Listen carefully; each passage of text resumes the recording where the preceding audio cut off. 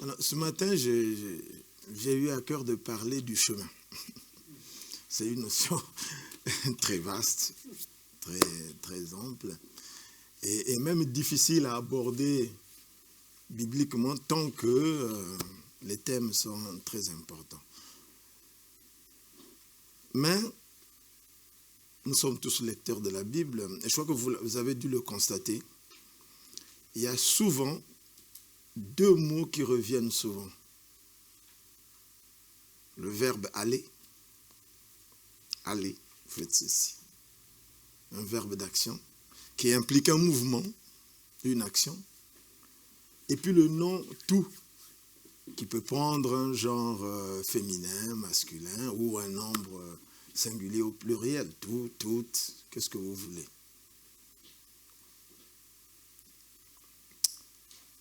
Et c'est là justement toute la substance, soit de notre apprentissage, soit de notre démarche, soit de notre évolution aussi dans la spiritualité. Alors, j'ai pris donc des versets de référence, notamment dans les Actes des Apôtres, le chapitre 4, des versets 12 à 16.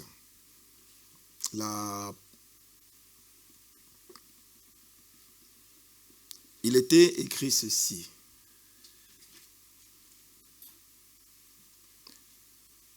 À partir du 12e verset, il n'y a du salut en aucun autre, car il n'y a sous le soleil aucun autre nom qui ait été donné parmi les hommes, pour lequel nous devions être sauvés. Lorsqu'ils virent l'assurance de Pierre et de Jean, ils furent étonnés, sachant que c'étaient des hommes du peuple sans instruction. Et ils les reconnurent pour avoir été avec Jésus. Mais ils voyaient là, près d'eux, l'homme qui avait été guéri, et ils n'avaient rien à répliquer. Ils leur ordonnèrent de sortir du Sanhédrin, et ils délibérèrent entre eux, disant, que ferons-nous de ces hommes? Car il est manifeste que tous les habitants de Jérusalem, de tous les habitants de Jérusalem, qu'un miracle signalé a été accompli par eux, et nous ne pouvons pas le nier. Amen.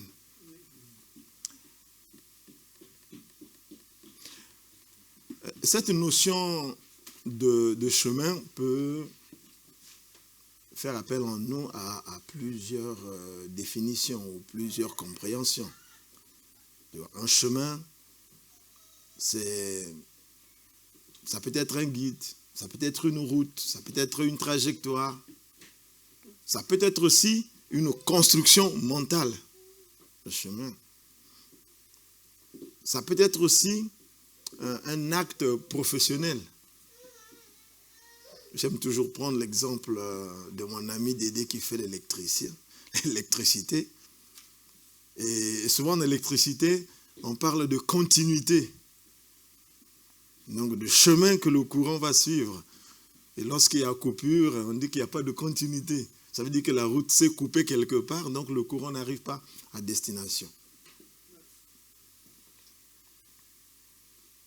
Et il y a aussi la notion donc du sens. Pourquoi nous allons prendre ce chemin? Pour quel but? Et il y a la notion aussi d'un point de départ, d'un point d'arrivée. C'est-à-dire que je pars de quelque part pour arriver à quelque part, là où se trouve mon but. Et en cours de parcours, il y a la notion de la peine, de la difficulté, quelle que soit. Nous, pour venir dans le nord aujourd'hui, hier on se posait la question, quelle voiture on va prendre? Est-ce qu'on prend le camion? Est-ce qu'on se posait les questions? Donc, mentalement, on se construisait, bon, non, finalement, on va faire ceci. Qu'est-ce qu'on fait? On part d'où? Est-ce qu'on part de la maison? Est-ce qu'on part de notre lieu de travail? Est-ce qu'on va perdre du temps? À quelle heure on va arriver? Donc, il y a une construction mentale, il y a un point de départ, un point d'arrivée. Il y a aussi des difficultés, des obstacles, parfois à franchir. J'ai toujours entendu que nos anciens, parfois, ils parcouraient des distances à pied et ils devaient prévoir à manger, ils devaient prévoir ceci, ils devaient préparer des sacs d'eau, parfois des bouteilles d'eau. Pour ceux qui sont dans le désert, ils ont soif. Et il y a beaucoup d'obstacles à franchir.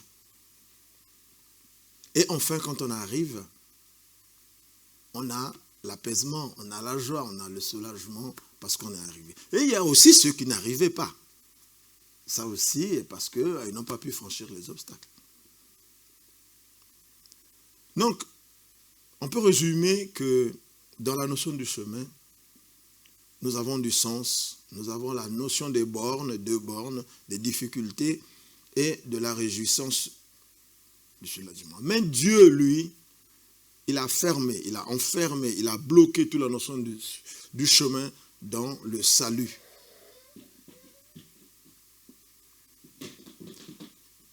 Voilà ce qu'est écrit le prophète Ésaïe, au chapitre 42, de versets 6 à 9. « Moi, l'Éternel, je t'ai appelé pour le salut. Je te prendrai par la main, je te garderai, et je t'établirai pour traiter l'alliance avec le peuple, pour être la lumière des nations, pour ouvrir les yeux des aveugles, pour faire sortir de prison le captif, et de leur cachot ceux qui habitent dans les ténèbres. Je suis l'Éternel, car là mon nom, et je ne donnerai pas ma gloire à un autre, ni mon honneur aux idoles. Voici, les premières choses se sont accomplies, et je vous annonce de nouvelles, afin qu'elles arrivent, je vous les prédis. » Donc Dieu dit qu'il appelle pour le salut. Et quand il y a la notion d'appel, souvent, aujourd'hui même quand nous téléphonons, il y a bien sûr, c'est la parole qui fait le mouvement, mais généralement, quand on appelle quelqu'un, il y a toujours la notion de déplacement. On se déplace. On m'appelle, j'y vais. Donc, je me déplace. Donc, je prends le chemin. Et cela peut paraître abstrait, mais la Bible dit que c'est concret parce qu'il a prédit et ça s'est arrivé. Et c'est en la personne de Jésus de Nazareth.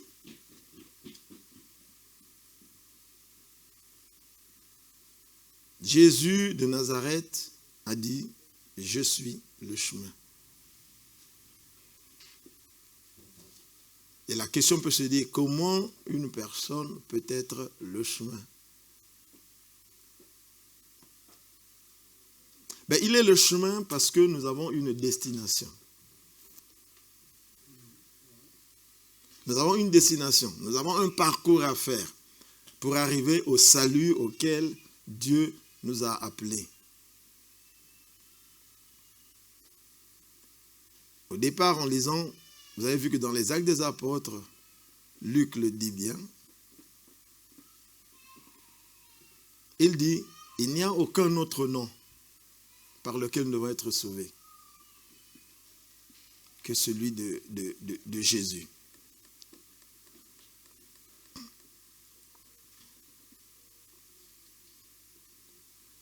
Les écrits de Luc, lui, j'aime bien ce livre parce que il a été une personne comme nous. Pour rappel, Luc n'a pas été apôtre de Jésus, n'a pas été avec l'équipe de Jésus. Il n'a pas été avec l'équipe de Jésus. Il a entendu ce que les gens ont raconté. Il s'est dit, mais c'est intéressant que j'aille voir, que j'aille comprendre. Est-ce que c'est vrai ce que les gens disent? Et il le dit dans les premiers passages des deux épîtres qu'il a écrits, Luc et les Actes des Apôtres. Voilà ce qu'il dit dans Luc.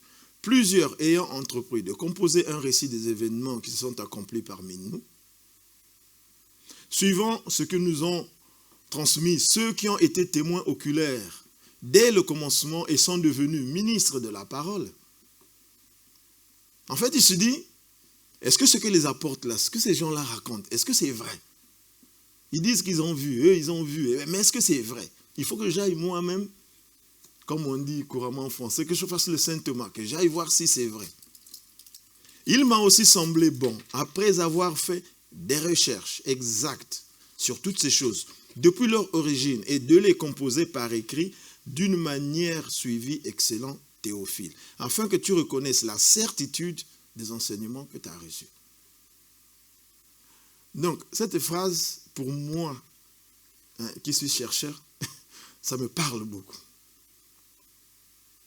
Parce que dans la recherche, nous, quand nous allons, on va fouiller d'abord ce qui a été fait. Tu dois lire, tu dois dire, je vais étudier tel sujet, mais est-ce qu'il n'y a pas quelqu'un qui a travaillé sur ce sujet? S'il a travaillé sur ce sujet, comment il a abordé le sujet? Quels sont les résultats qu'il a obtenus? Quels sont les manquements à ces résultats qu'il a obtenus? Et quel cheminement moi je vais prendre pour corriger les manquements que lui, il n'a pas résolus? Et c'est ce qui fait l'évolution scientifique. Donc, il dit que moi j'ai fait et que ces choses sont vraiment vraies. Donc, je les réécris pour que toi aussi, tu comprennes que ces choses sont vraies. Dans les Actes des Apôtres, il dit ceci, Théophile, j'ai parlé dans mon premier livre de tout ce que Jésus a commencé à faire et d'enseigner dès le commencement, jusqu'au jour où il fut enlevé au ciel, et après avoir donné des ordres par le Saint-Esprit aux apôtres qu'il avait choisis. Donc, lui-même, il dit que moi, Jésus ne m'avait pas choisi. Jésus avait choisi des gens qui devaient le faire, mais moi, je viens, je veux me mettre aussi parmi eux, en fait. Après qu'il eut souffert, il leur apparut vivant et leur en donna plusieurs preuves, se montrant à eux pendant 40 jours et parlant des choses qui concernent le royaume de Dieu.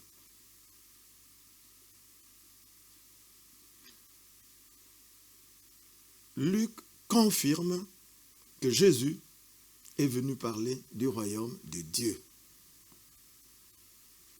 Et le salut ne vient que, justement, dans le royaume de Dieu.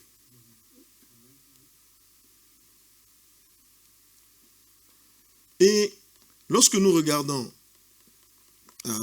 ces définitions, lorsque nous regardons ces premiers passages, nous pouvons tout simplement dire que le sens de notre parcours est le salut.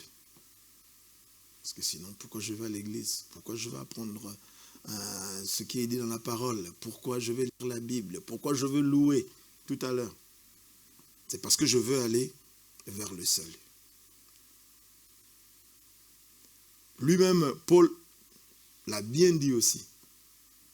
Il a bien dit, il dit, ce n'est pas, ça c'est dans les Philippiens qui le disait, 3:12, il dit, ce n'est pas parce que j'ai remporté le prix ou que j'ai déjà atteint la perfection, mais je cours pour tâcher de le saisir, puisque moi aussi, j'ai été saisi par Jésus-Christ. Tu vois, même Paul dit que moi aussi, je suis en marche, je suis en train, sur le chemin pour aller vers ce salut. Mais j'y suis pas encore arrivé.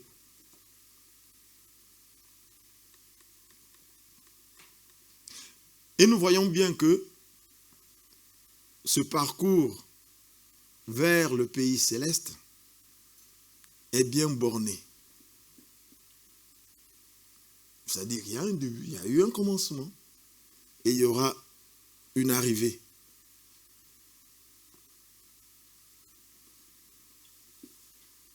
Dans Jean 14:2, voilà ce qui nous est retransmis.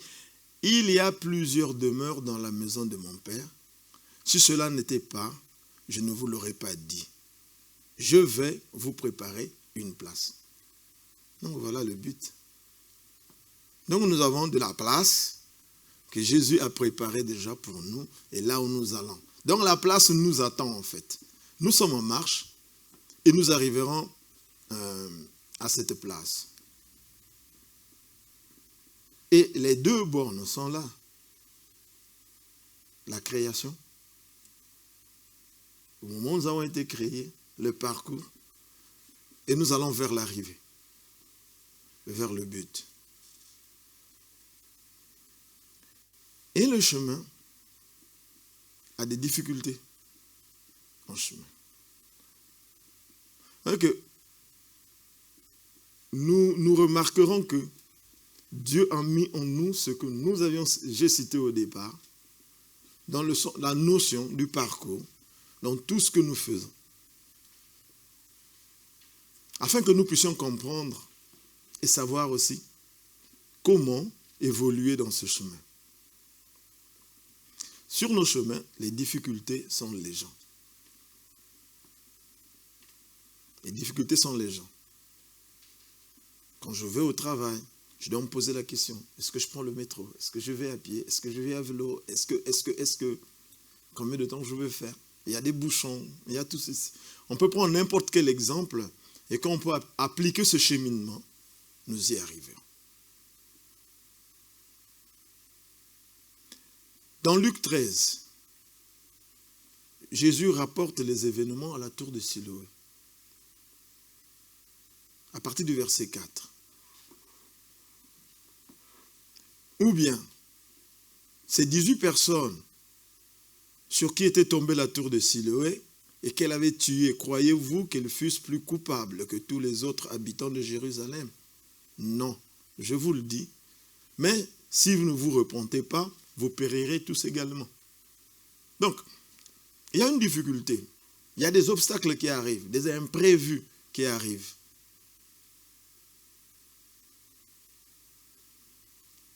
Dans l'épître de Jean, au chapitre 16, il est aussi dit ceci, « Je vous ai dit ces choses, afin que vous ayez la paix en moi. Vous aurez des tribulations dans le monde, mais prenez courage, j'ai vaincu le monde. » Donc, le chemin, ce parcours ne nous épargne pas des difficultés. Par contre,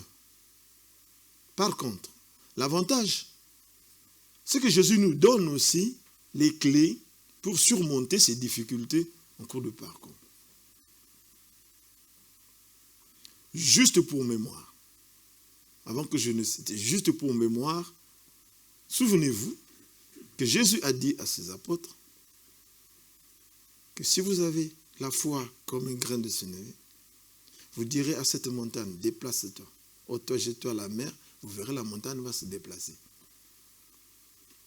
Je pense que nous passons vite sur ce passage. Mais si nous nous y arrêtons un peu, la montagne, c'est quand même la terre, c'est relief. C'est la nature. C'est une création de Dieu. Ce n'est pas nous qui avons créé la terre. C'est Dieu qui a créé la terre. Alors, lorsque moi, je vais ordonner à la terre d'exécuter mon ordre, ça veut dire que je suis investi d'un certain pouvoir. Et ce pouvoir n'appartient qu'à Dieu. Donc ça veut dire que Dieu me donne une part de sa puissance. Et cette puissance, on ne peut la voir que par la foi en Jésus-Christ, parce qu'il est la porte. Ça dit que c'est tellement, souvent tous, même moi, quand j'ai réfléchi, je me suis dit, mais en fait, il y a quelque chose de grandiose là. Il y a quelque chose de très grandiose. Donc, il nous donne les clés pour vaincre les difficultés. Il nous a donné le Saint-Esprit. Je ne vais pas lire le verset, mais dans Jean 14, on peut le voir, et il y a d'autres versets qui en parlent. J'ai parlé de la foi en Jésus. Et c'est là aussi, je m'interrogeais sur une notion, souvent, que j'ai même discuté avec certains pasteurs. Quand on dit, je vais suivre Jésus, je pense que nous devons faire attention de ce que nous voulons dire, je veux suivre Jésus. Est-ce que je suis Jésus parce que je crois en ce que Jésus fait et pour le reproduire, ou je suis Jésus tout simplement parce que l'effet de mode, je vais derrière, mais dans ma tête, en fait, il n'y a rien.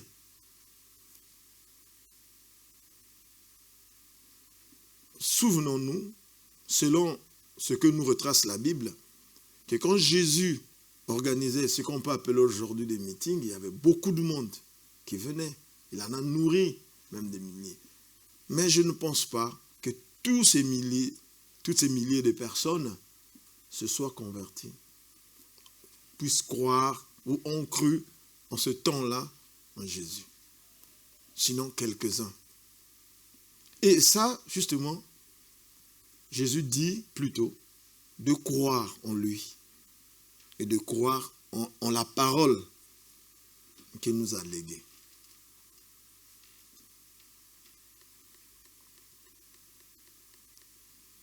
Enfin, dans le livre de l'Apocalypse, nous pouvons voir qu'il y a un soulagement pour ceux qui arriveront au salut, pour ceux qui arriveront dans le royaume des cieux. Apocalypse 8, 17, il y a beaucoup de versets. Mais bon, comme je disais, c'est un sujet très vaste. J'ai fait un effort pour le synthétiser. Car l'agneau est au milieu du trône, les pétras.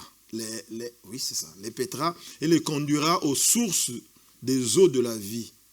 Et Dieu essuiera toutes leurs larmes. C'est dans le livre de l'Apocalypse. Donc, il n'y aura plus de difficultés, il n'y aura plus de pleurs, il y aura la joie, il y aura le soulagement. Alors, c'est ici, tout à l'heure, Jean-Bernard, avant la Sainte Seine, il a un peu abordé beaucoup de choses de la conclusion que je voulais tirer sur ce message. La notion de tout et du verbe aller, ou faire, marcher, suivre le chemin.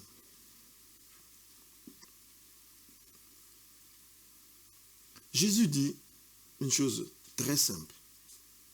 Vous croyez en moi, tout ce que vous ferez va réussir. Vous croyez en moi, tout ce que vous demanderez, vous l'aurez. Tout.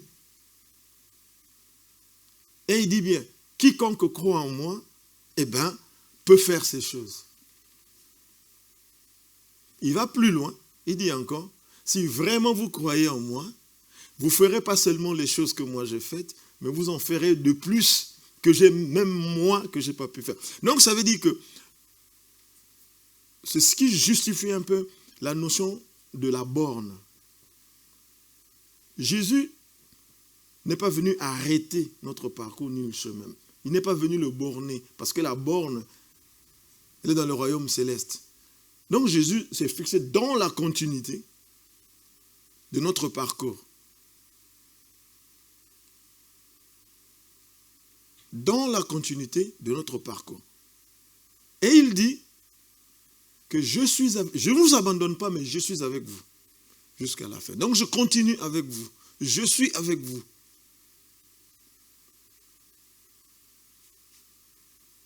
Autrement dit, ça veut dire que les clés qu'il nous donne, c'est pour commencer à les utiliser dès aujourd'hui. Dès aujourd'hui, nous n'attendons pas demain, mais dès aujourd'hui, nous commençons à utiliser ces clés. Et c'est ce qui fera justement notre apaisement, notre soulagement, notre vie et notre évolution harmonieuse jusqu'au salut. Parce que Jésus le dit aussi dans sa prière sacerdotale. Je crois que c'est dans Jean. Oui, dans Jean.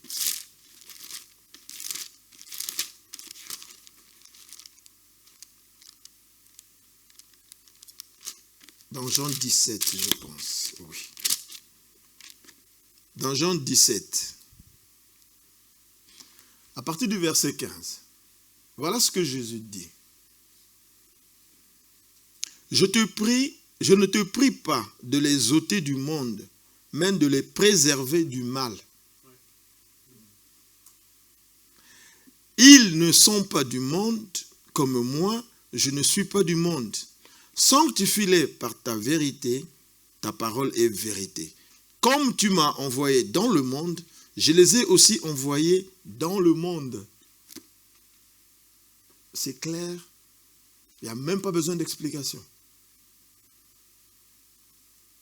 Ça veut dire que tous les éléments que Jésus nous a donnés, nous a enseignés, c'est pour les utiliser maintenant et pour avancer avec.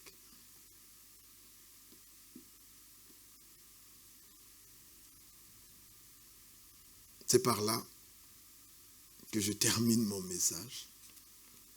Donc il suffit à nous de les activer, ces clés, de les utiliser, de les rechercher et de nous les approprier. Amen.